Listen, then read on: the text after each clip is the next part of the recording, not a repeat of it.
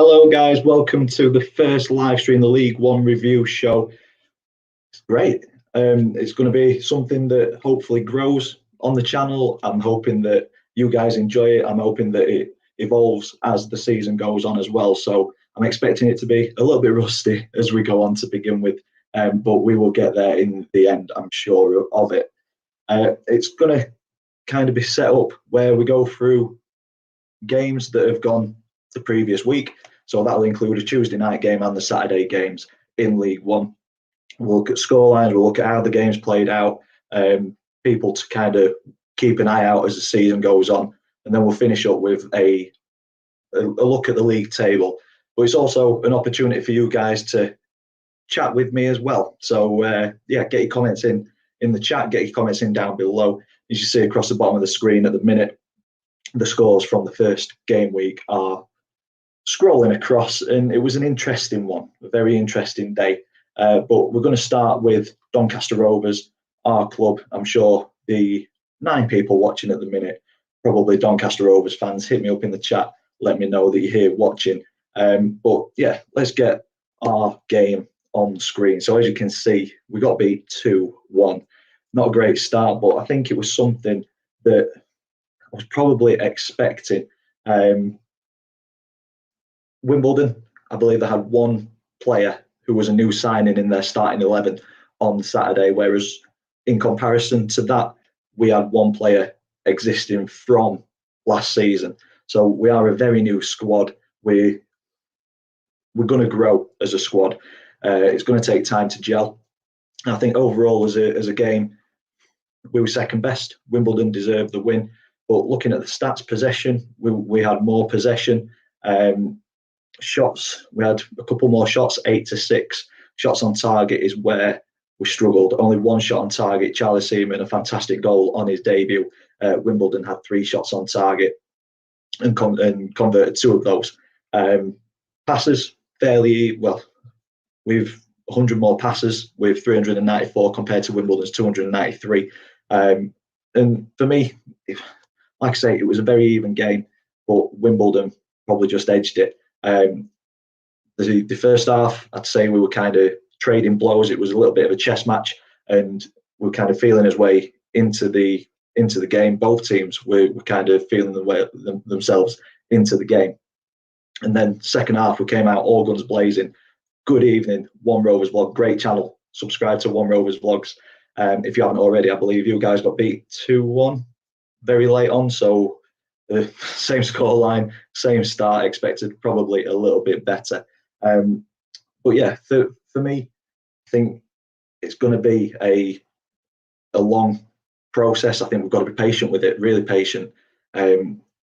Hopefully Wellens sees what we need to do. I think he'll have learned a lot from that game. Nathan here saying plenty of time to get the squad to gel. I agree. Hopefully get the injured players back and it should be good. Yeah, on that, our front choice 3 for me, all injured with Taylor, Okunabiri and Hiwula. Those 3 in, it could be very, very different.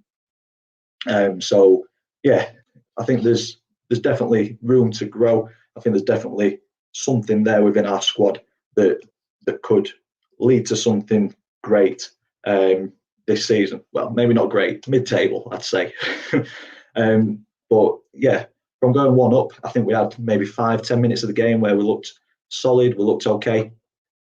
But then the first goal, Asal, on 57 minutes, I thought, and I still thought for a long time, that was offside. He looked a couple of yards off. But somebody, I think it was Ben Smith, put on Twitter earlier, a still of the pass through, I think is online with Kyle Noyle, who had a good game at right back. So yeah, definitely it's difficult from the camera angle, but it looks like he's just on a very tight decision, not one that we can really pin down onto the linesman, in my opinion.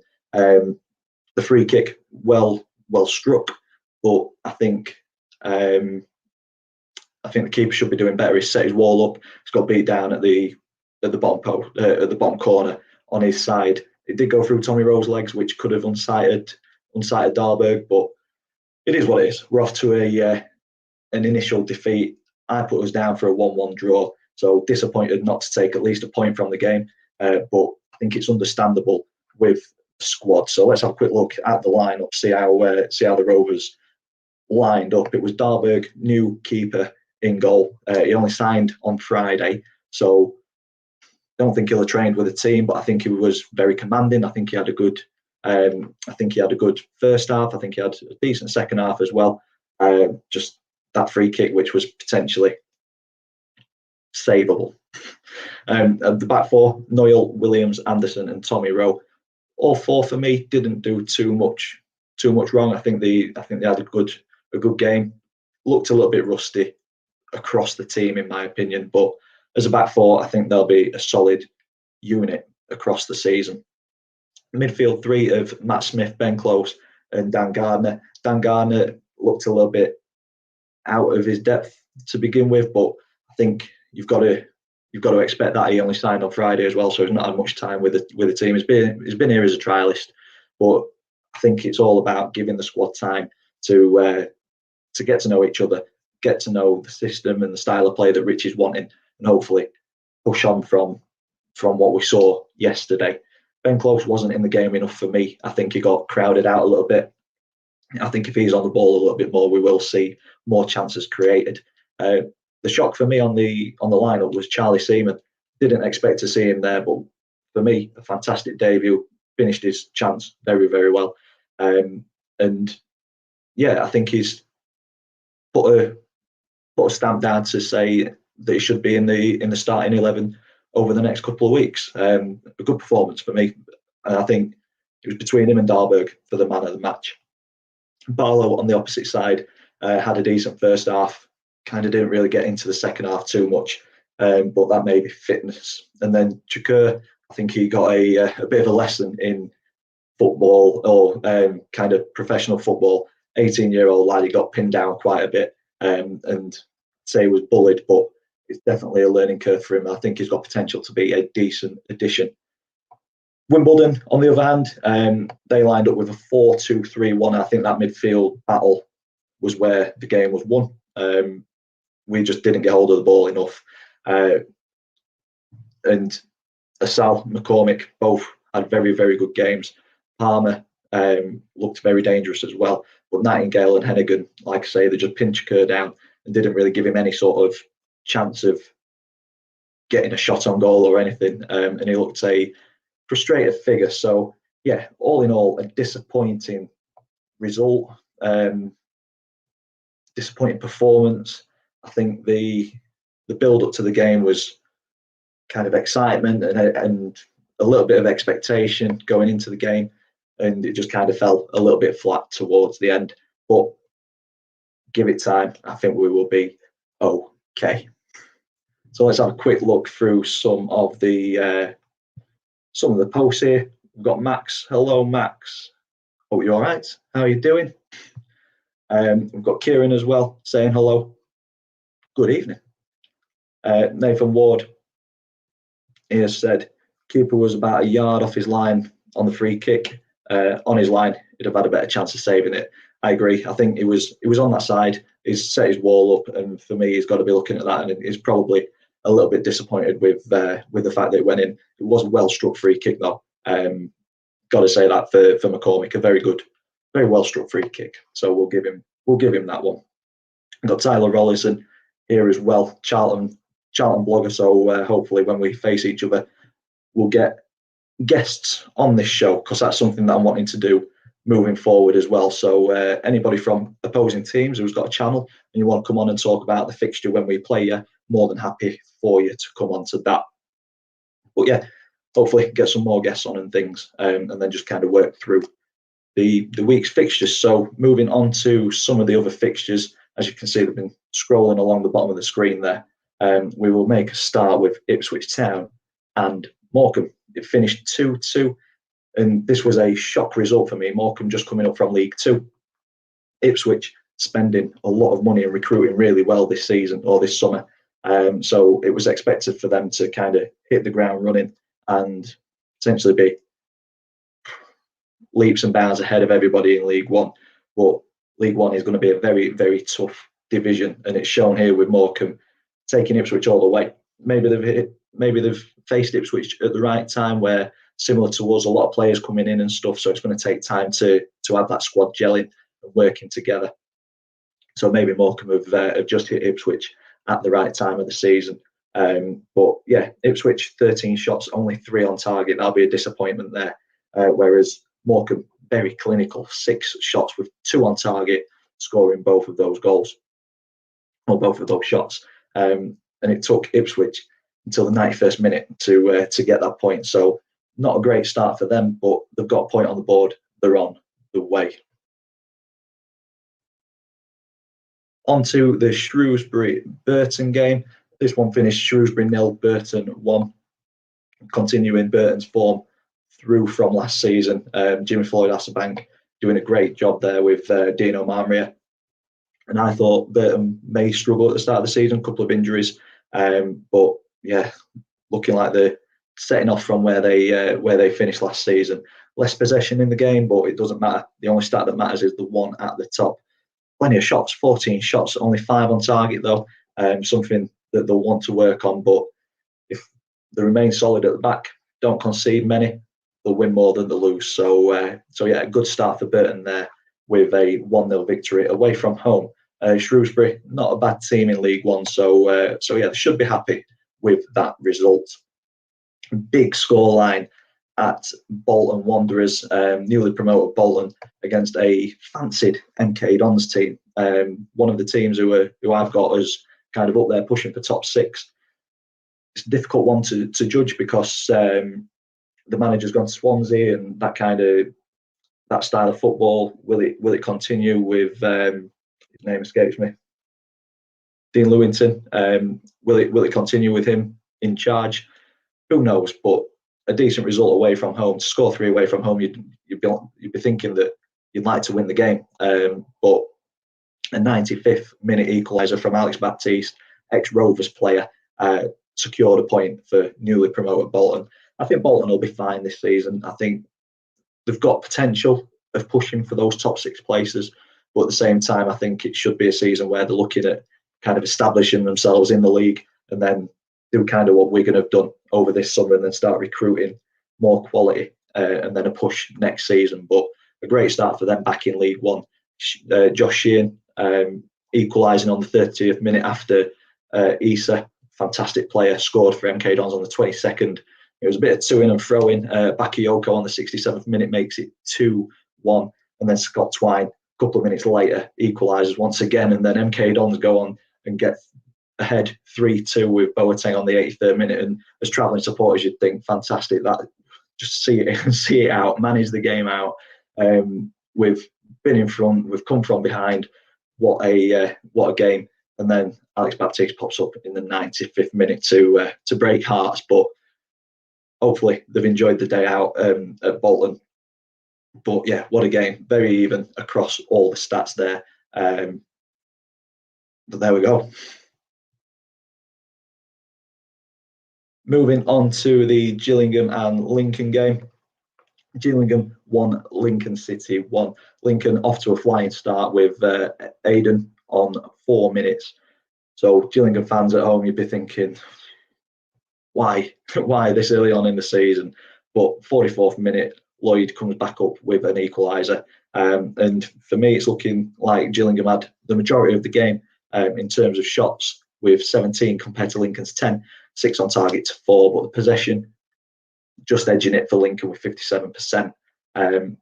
Gillingham, very tough team to beat under Steve Evans, one that I'm not looking forward to facing. And Lincoln, for me, I'm a little unsure where them guys are going to be positioned at the end of the season. I've got them kind of mid-table because of the amount of players, lone players that they've lost, but they have recruited very, very well.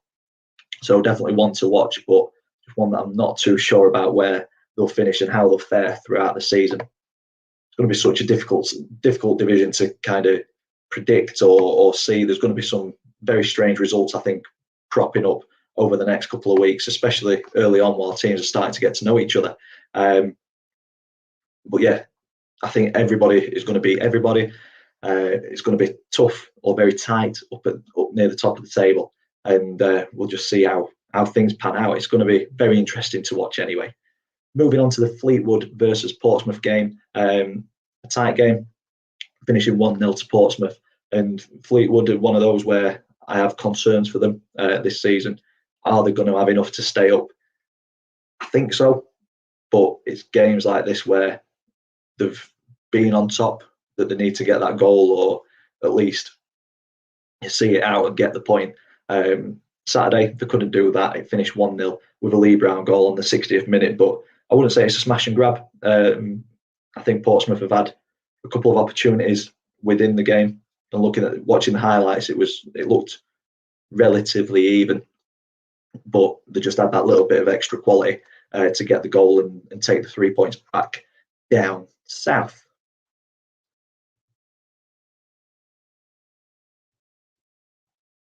Moving on to Wycombe versus Accrington Stanley. So Wycombe, I think they're going to do very, very well this season. I've got them to be kind of up in the top 6. I think they're the best setup of the 3 that came down. Sheff Wednesday recruited very, very well. Some good players been brought in since I did my League One predictions. But still, for me, I think Wycombe have got that bounce back ability more than Rotherham or Sheff Wednesday. But only time will tell with that. And 2 goals from McCleary, 9 minutes and 15 minutes, set them on their way. But it was a bit of a squeaky bum time towards the end with a Butcher goal to bring it back to 2-1 on the 86th minute. Accrington having the majority of the play with 61% possession, but that possession wasn't converted into chances, only 8 compared to the 17 for Wycombe.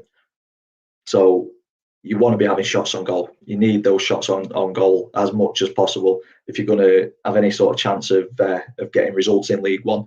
Strikers are not the greatest, they're not the most clinical, so you need to give them as many opportunities as possible to get on the end of the ball and find the back of the net. Wycombe did that, 17 shots, only 4 on target, 2 of those went in. So a good start for Wycombe, 2-1 at home to Accrington. On to Crewe versus Cheltenham. 2 teams that I think will be kind of in and around the relegation battle if they don't start picking up points quickly. And they both picked up a point in the first game, so they'll be very happy with that, with a Mikel Mandron goal on 28 minutes, and then ex-Rovers player Andy Williams, great striker, equalising on the 40th. Another relatively even game here, with similar shots on target, similar shots at goal, with 7 against 12, but Crewe very wasteful with those shots, only 1 on target, whereas Cheltenham 50% hit rate, so 6 on target compared to their 12 shots at goal. And that is what I'm saying. You need those chances. You need to be kind of creative with those chances, and you need to be at least hitting the target as many times as possible to stand any chance. And an even game played out to a 1-1 draw there. Moving on to Rotherham, some noisy neighbours for us. I think it's going to be an interesting August. I'll get Keith up. Good evening, Keith. Thank you for joining this video. But yeah, Rotherham had a fantastic game against Plymouth. Ladapo, great striker, scoring on 10 minutes, and then Ben Wiles, another good player, scoring on 38. But the possession, quite happy to let Plymouth play in front of them. But the 40% possession that Rotherham did have, they converted it extremely well with 18 shots, 6 on target. And you don't want to be facing too many shots as a League One team. Plymouth, on the other hand, 61% possession, only creating 7 shots from that. So they'll not be happy with that. They'll want to improve on that over the next couple of weeks, and they'll need to improve on that if they're going to start getting results. Plymouth, one of those teams that I've got kind of teetering around that relegation zone because of the kind of shaky defensive nature that they had last season. As I'm talking about Plymouth, Liam Martin pops up. Let us know, mate. Did you go to the game? If you did, how did you play? Or did you watch it? How did you play? Let us know. According to the stats, it looked like it was Rotherham's game and a deserved 2-0 win for the start of the season. Couple more games to look through. We've got Cambridge versus Oxford, another team. Oxford, I expected to be doing extremely well this season. and they were pegged back by newly promoted Cambridge United. Steve Seddon on 42nd minute puts Oxford 1-0 up, but then Joe Ironside on the 78th minute with a penalty brings the scores back even with 1-1. But looking at the stats, again, 61% possession to 39% in Oxford's favour. More shots, but the shots on target, it's just not good enough. 11 shots with only 3 on target. You get a few more of those and you're more than likely going to get an extra goal. 9 shots for Cambridge, 1 on target. Once again, not good enough. Liam Martin, so he's got back in touch. He said, yes, mate, he did go to the game. 7 hours there, 6 hours back. That is some travel. Well done, Liam. Take that one. No, didn't play well, but we have back-to-back home games coming up. So Gillingham and Cambridge, so hoping for points in them games. Yeah, Gillingham, that's going to be a tough game. So is Cambridge, taking Oxford to a 1-1 draw. So I'd probably say 2 home games, you're probably looking at 4 points out of those, if possible. Obviously, everybody wants to win every single home game, but yeah, massive respect to Liam for that ridiculous trip. And Keith also says massive respect. So yeah, very dedicated fan base, very dedicated. Every single away trip is miles away. We've got Ian, Rotherham fan, grudging praise for the Millers. No, I'll say it now on the channel. I like to see local clubs doing well until we play them. There we go. It's not grudging praise. I do like to see local teams doing well, but when we face them, it's nice to beat you. So yeah, Cambridge 1, Oxford 1. On to Sunderland versus Wigan. Wigan, another team that have been recruiting very well this season. And is it another case of that team needing to gel before it clicks? I'm sure we'll find out over the coming weeks. But Sunderland playing at home in front of a big crowd, coming out 2-1 victors there.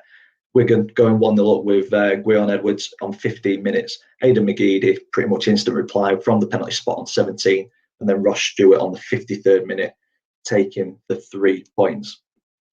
And looking once again at the stats, 16 shots, 3 on target for Sunderland compared to Wigan's 8 and 3.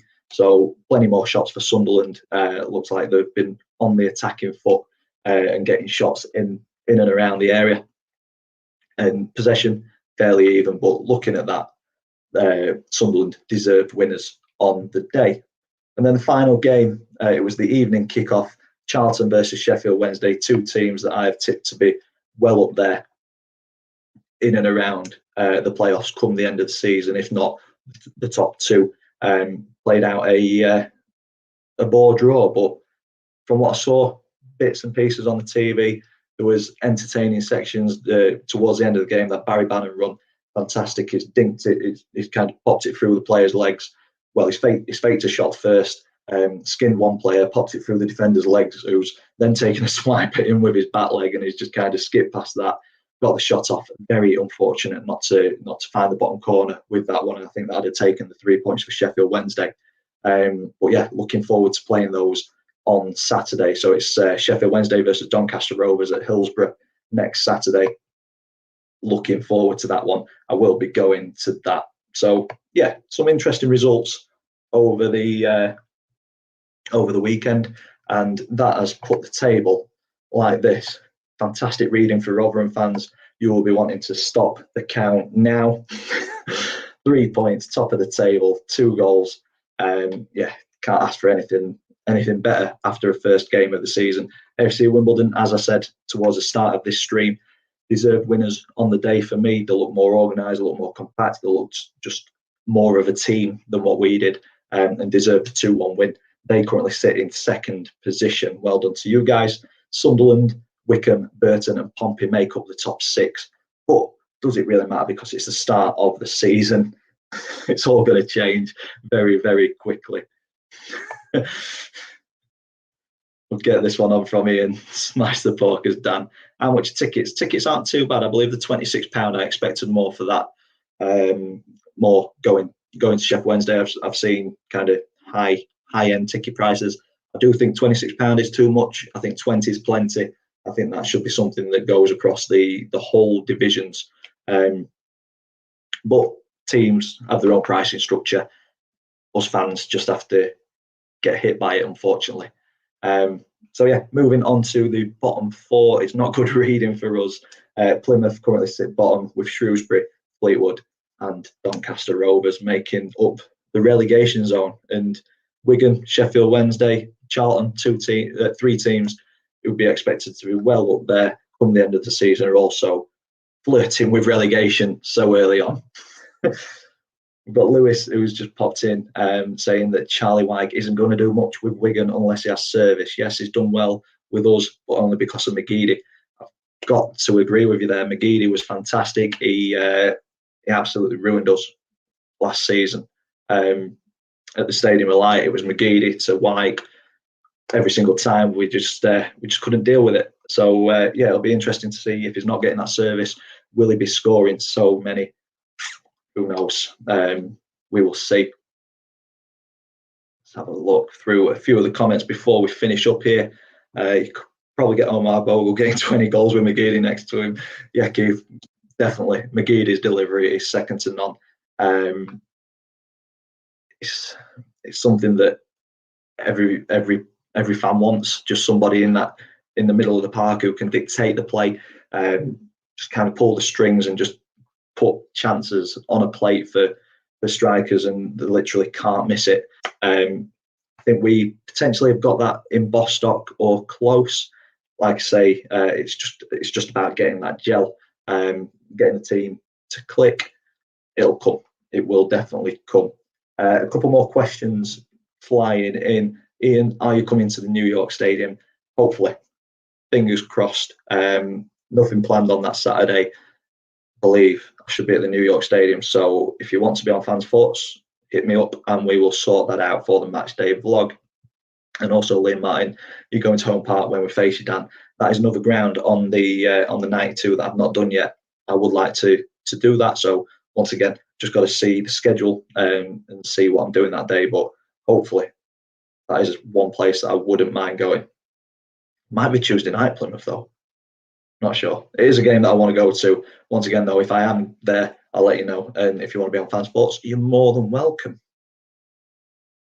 We've got Keith. I like the look of Bostock last game. Did you, Dan? Yes, I did. I think he added something to the midfield that we were lacking. A little bit of bite. I think we controlled the play a lot more when Bostock was in the middle.